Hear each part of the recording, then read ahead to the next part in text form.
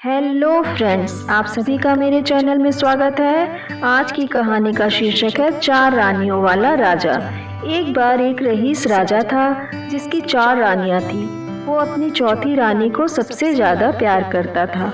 उसे महंगे कपड़ों से लादे रहता और बेहतरीन खाना खिलाता था। वो उसे केवल सबसे अच्छा देता था। वो अपनी तीसरी पत्नी से भी बहुत प्यार करता था और उसका आसपास के राज्यों में बखान करता था, मगर उसे डर था कि वो एक दिन उसे किसी और के लिए छोड़ देगी।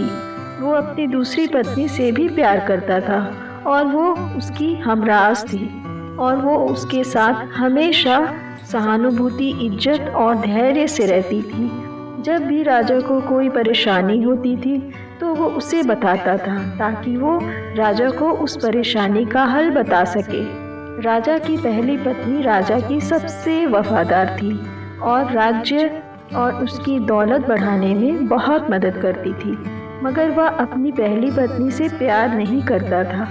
एक बार राजा बीमार पड़ गया और उसे समझ आ गया कि उसके पास समय बहुत कम है। इसीलिए उसने अपनी चौथी पत्नी से पूछा कि मैंने सबसे ज़्यादा प्यार तुमसे किया है और तुम्हें सबसे बेहतरीन चीज़ों से नवाजा है, तुम्हारा सबसे ज़्यादा ध्यान रखा है। अब जब मैं मरने जा रहा हूँ, क्या तुम मेरा साथ देने के लिए मेरे साथ चलोगी? तब उसके चौथी पत्नी ने जवाब दिया कि बिल्कुल नहीं। उसकी बात राजा के दिल में छुरी जैसी चुभी। अब दुखी राजा ने अपनी तीसरी पत्नी से पूछा कि मैंने सारी जिंदगी तुमसे प्यार किया, अब मैं जा रहा हूँ, क्या तुम मेरे साथ चलोगी? नहीं, ऐसा तीसरी पत्नी ने जवाब दिया। जिंदगी बहुत अच्छी है और जब तुम मरोगे तो मैं दोबारा से शादी करूंगी। अब राजा का दिल बैठ गया था और वो अब ठंडा पड़ गया था। फिर उसने अपनी दूसरी पत्नी से पूछा, मैंने हमेशा ज़रूरत के वक्त तुमसे मदद मांगी और तुमने भी हमेशा मेरा साथ दिया, लेकिन अब जब मैं मरूंगा क्या तुम मेरा साथ देने के लिए मेरे साथ आओगे? माफ करना, इस बार मैं तुम्हारी मदद नहीं कर सकती। दूसरी पत्नी ने जवाब दिया, ज़्यादा से ज़्यादा मैं तुम्हें तुम्हारी कब्र तक छोड़ सकती हूँ। उसका जवाब बिजली की तरह राजा को लगा और वो बेहद दुखी हो गया। तभी एक आवाज़ आई, मैं आपके साथ चलूँगी और जहाँ आप जाएंगे वहाँ आपके साथ चलूँगी। राजा ने अपनी नज़र घुमाई तो उसकी पहली पत्नी खड़ी थी। वो बेहद कमज़ोर थी क्योंकि वो खाती नहीं थी। दुख से भरकर राजा ने कहा कि जब मेरे पास मौका था तब मुझे तुम्हारा बेहतर ध्यान रखना चाहिए था।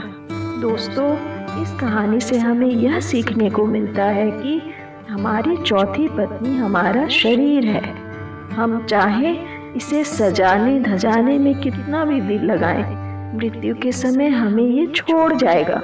हमारी तीसरी पत्नी हमारी संपत्ति, दर्जा और दौलत है। जब हम मरते हैं ये औरों को मिल जाती है। हमारी दूसरी पत्नी हमारा परिवार और समीगण है, चाहे वो कितना ही हमारे साथ क्यों ना हो। ज़्यादा से ज़्यादा वो हमारे साथ शमशान तक ही आ जाएंगे, पर उससे आगे नहीं। हमारी पहली पत्नी हमारी आत्मा है जो अक्सर दौलत, ताकत और अहंकार की सलह बेध्यान हो जाती है, मगर हमारी आत्मा ही एक ऐसी है जो जहां हम जाएंगे वहां तक जाएगी। इसीलिए इसे उपजाएं, ताकतवर बनाएं और इसका आज से ही ध्यान रखें। यही दुनिया में आपका सबसे बड़ा तोहफा है। फ्रेंड्स, यदि आपको मेरी ये कहानी अच्छी लगी तो प्लीज़ लाइक, शेयर, सब्सक्राइब करें।